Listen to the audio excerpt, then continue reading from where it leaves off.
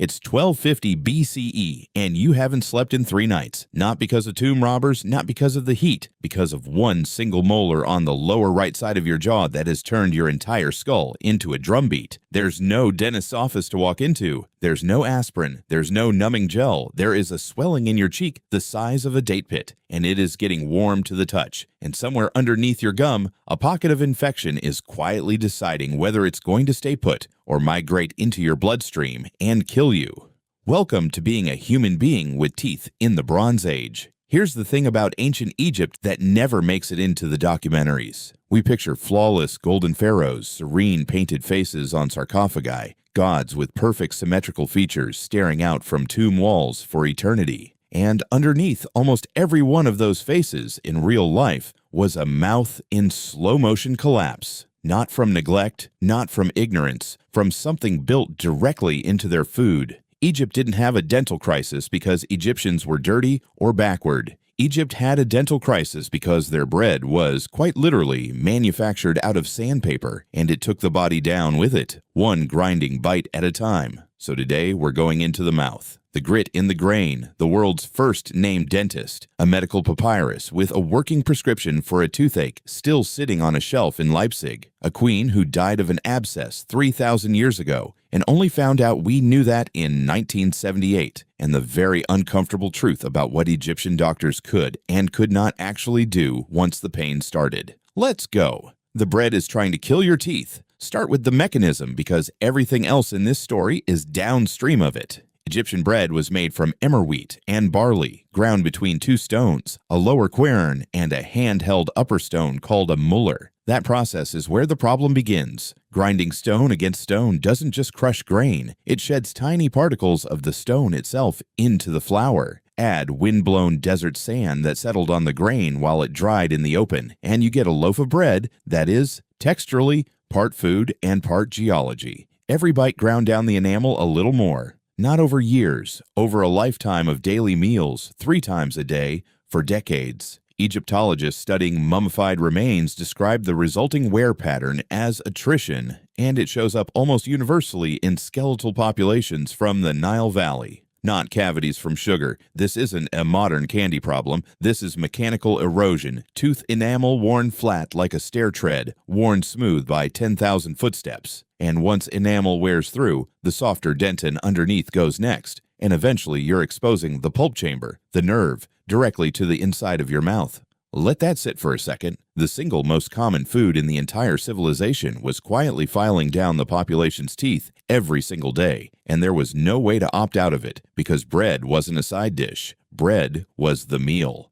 Meet Hesy-Ra, chief of dentists, chief of physicians, dead since roughly 2600 BCE. Now, the Egyptians weren't unaware of any of this. They had a name for the profession dealing with it. And we know that name because of a tomb at Saqqara, right next to Djoser's Step Pyramid, discovered by the French archaeologist Auguste Mariette in 1861 and properly excavated decades later by James Quibel. The tomb belonged to a high court official named Hesy-Ra, who served under Pharaoh Djoser during Egypt's 3rd dynasty. His tomb walls, more than 40 meters of them, carry a list of titles, and among them is one that carries the earliest known dental job description in human history, sometimes translated as Great One of the Dentists, sometimes as Chief of Dentists and Physicians. Historians now generally credit him as the first named individual in the historical record explicitly linked to the profession. Here's what that title implies, and it's worth sitting with. By 2600 BCE, dentistry wasn't a folk remedy your neighbor happened to know. It was organized enough, common enough, and important enough that the state gave it an official rank, and gave that rank to a man important enough to be buried a few dozen meters from a king. There's a documented hierarchy underneath him too,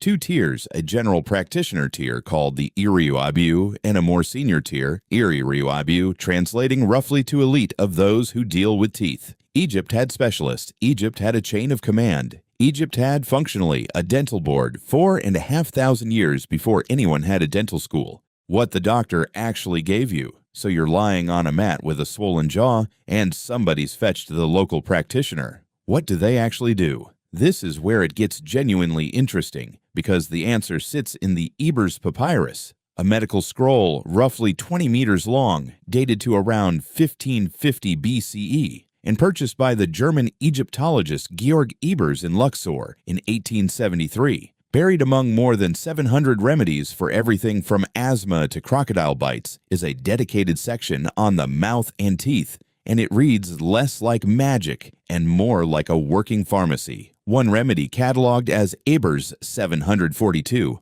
calls for cumin applied directly to the painful tooth and gum. Cumin genuinely has analgesic and antiseptic properties. Another calls for a paste of ground cinquefoil mixed into sweet beer, used as a mouth rinse and spat out rather than swallowed. And cinquefoil has real astringent and disinfecting qualities that herbalists still reference today. For a loose tooth, physicians pack the socket with a stiffening compound of barley, an antiseptic agent, and honey, letting it harden in place to stabilize the tooth mechanically. And honey shows up constantly through these prescriptions for a reason that has nothing to do with taste. Honey is genuinely, measurably antibacterial. Add natron, the same salt used in mummification, prized for its drying and cleansing properties, and malachite, a copper compound with antimicrobial effects the Egyptians could not possibly have understood chemically, but clearly understood empirically. None of this is guesswork dressed up as medicine.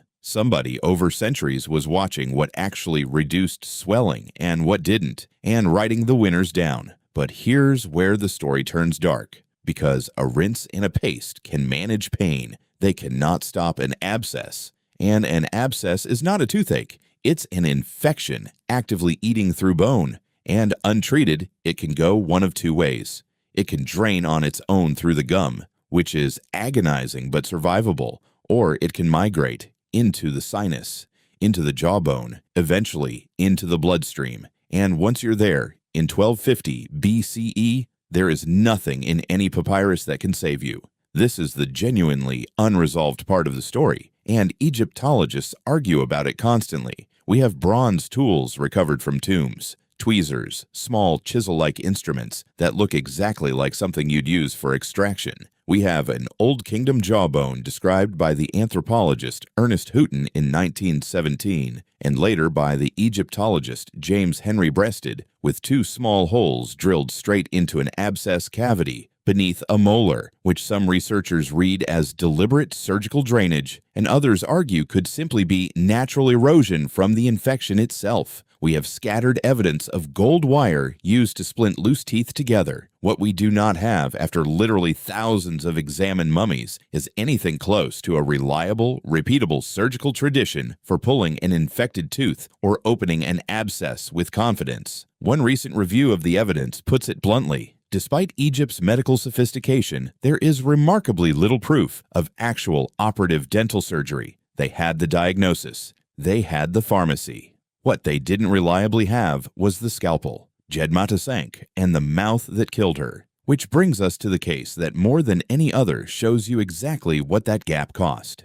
In the Royal Ontario Museum in Toronto sits the mummy of a woman named Djedmaatesankh, a middle-class musician who died sometime in the mid-9th century BCE, roughly 2,850 years ago. For most of that time, nobody had any idea how she died. Then in 1978, and again with far sharper resolution in 1994, doctors ran CT scans on her skull, technology that let them look through millennia of wrapping without unwrapping a single layer. What they found was catastrophic. Of the 28 teeth in her mouth, 24 had exposed pulp chambers, 18 showed infection at the root, 3 molars were missing entirely, and driving through the middle of it all was a massive cyst in her upper jaw, roughly an inch across, that had eaten into the bone so thoroughly it left the surrounding maxilla pitted with holes. The scans even picked up thin tracks in the bone near the abscess, tracks researchers believe came from an unsuccessful attempt to drain the infection before she died. Let that sit for a second. A middle-class woman, a musician, someone who played music for a living, walking around with a mouth that was, by any modern standard, a medical emergency for what was likely weeks.